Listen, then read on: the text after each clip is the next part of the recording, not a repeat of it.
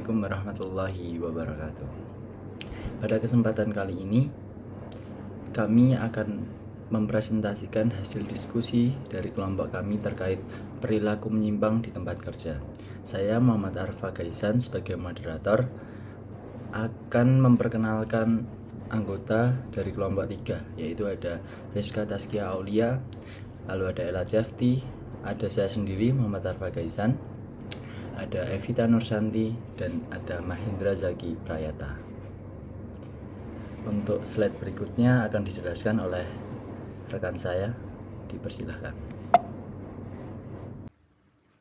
Ketidakpuasan kerja upah karyawan.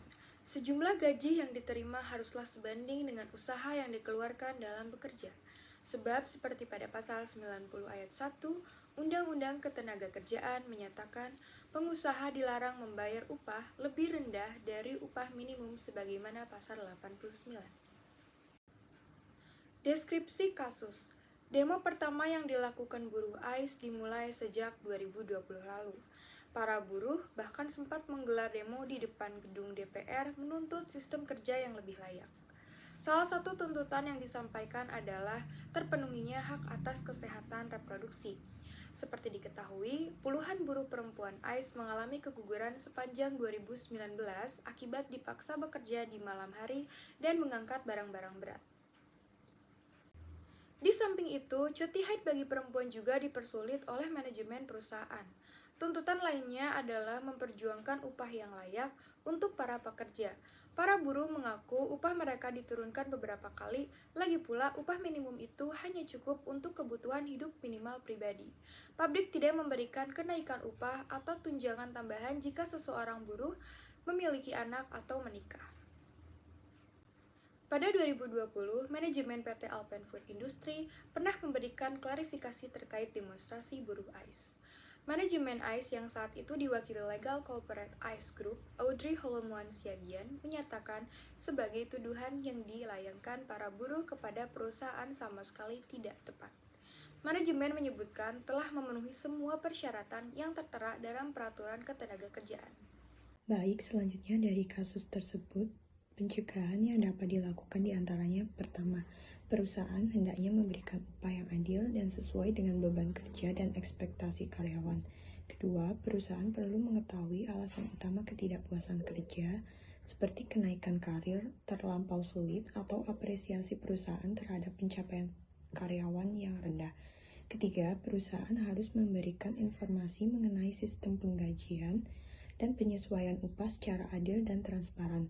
Keempat, perusahaan harus memberikan apresiasi dan pengakuan terhadap pencapaian karyawan, baik dalam bentuk ucapan bahagia maupun penghargaan yang sesuai dengan kemampuan dan kontribusi karyawan.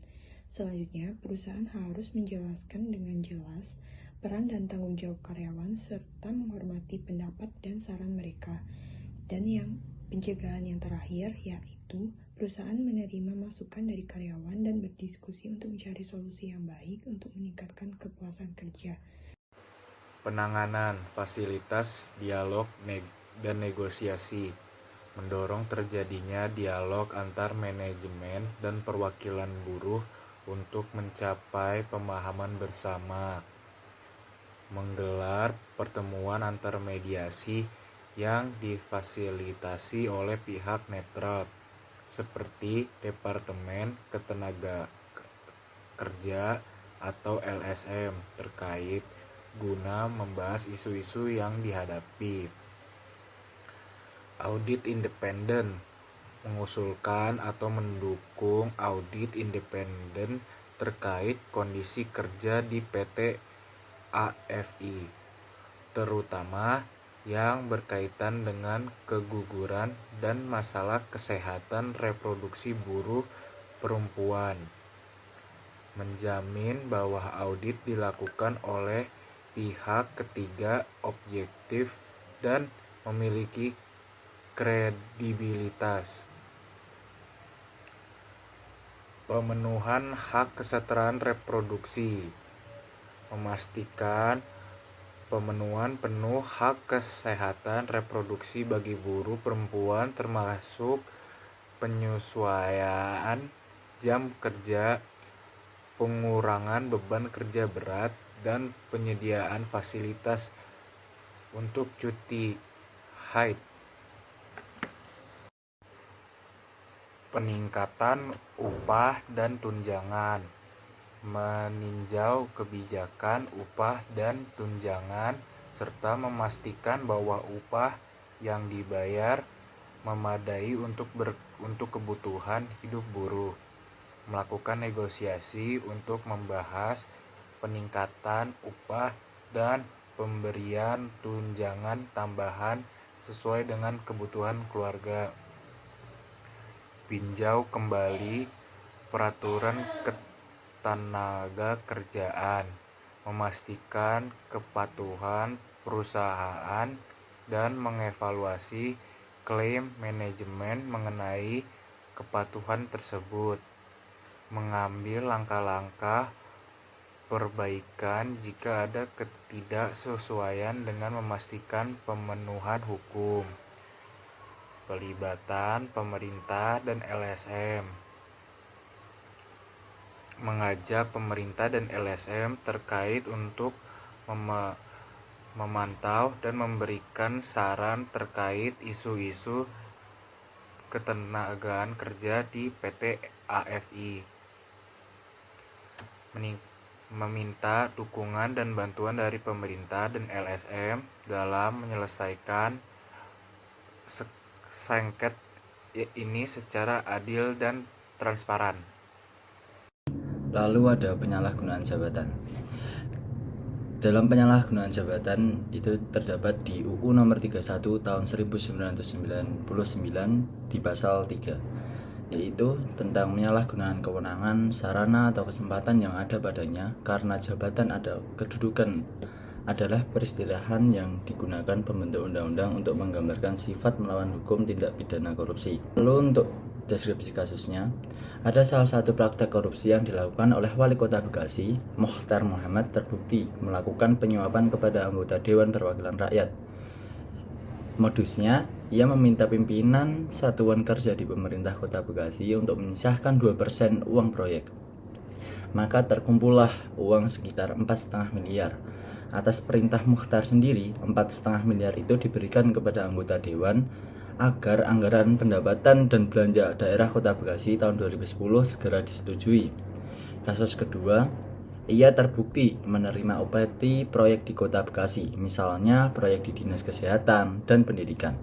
Mukhtar memakai uang 639 juta dari pos anggaran makanan dan minuman.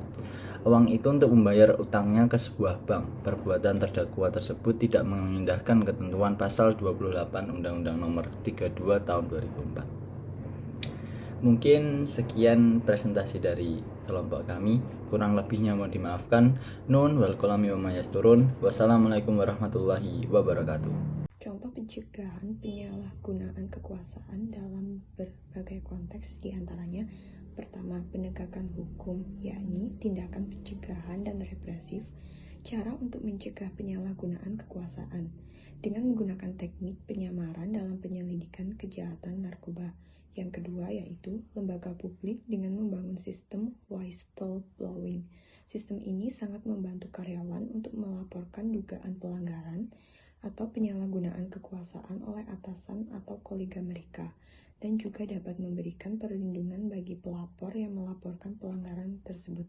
Ketiga, secara umum untuk pencegahan penyalahgunaan kekuasaan oleh pejabat pemerintah, ini perlu kombinasi pencegahan dan represif, serta komitmen yang kuat dari sistem pengawasan internal, pendidikan, pelatihan, peningkatan kesadaran, yang mempromosikan budaya integritas dan transparansi. Langkah penanganan yang bisa diambil, pertama bisa dengan mengumpulkan bukti. Kumpulan bukti yang kuat terkait dengan penyalahgunaan kekuasaan. Ini dapat mencakup rekaman, dokumen, saksi, atau informasi elektronik. Yang kedua, laporkan ke otoritas yang berwenang. Laporkan kasus tersebut kepada otoritas yang berwenang seperti lembaga, pengawas, atau penegak hukum dengan memberikan bukti yang ada. Yang ketiga, bisa dengan penyelidikan independen. Otoritas yang berwenang harus melakukan penyelidikan independen untuk menentukan apakah penyalahgunaan kekuasaan benar-benar terjadi. Yang keempat, bisa pengadilan dan penuntutan. Jika hasil penyelidikan menunjukkan adanya penyalahgunaan, maka langkah hukum berikutnya adalah membawa kasus tersebut ke pengadilan. Itu bisa juga dengan Dewan Pengawas atau Komisi Etika. Jika penyalahgunaan kekuasaan terjadi di lingkungan pekerjaan, pemberian sanksi disipliner atau pemecatan mungkin diperlukan untuk memastikan bahwa individu tersebut tidak dapat melanjutkan tindakannya. Yang terakhir bisa dengan pendidikan dan pelatihan. Perlu adanya pendidikan dan pelatihan secara terus-menerus untuk mencegah penyalahgunaan kekuasaan di masa depan dan meningkatkan kesadaran etika. Mungkin sekian presentasi dari kelompok kami. Kurang lebihnya mohon dimaafkan. Nun wal kolami wa mayasturun. Wassalamualaikum warahmatullahi wabarakatuh. Thanks for watching.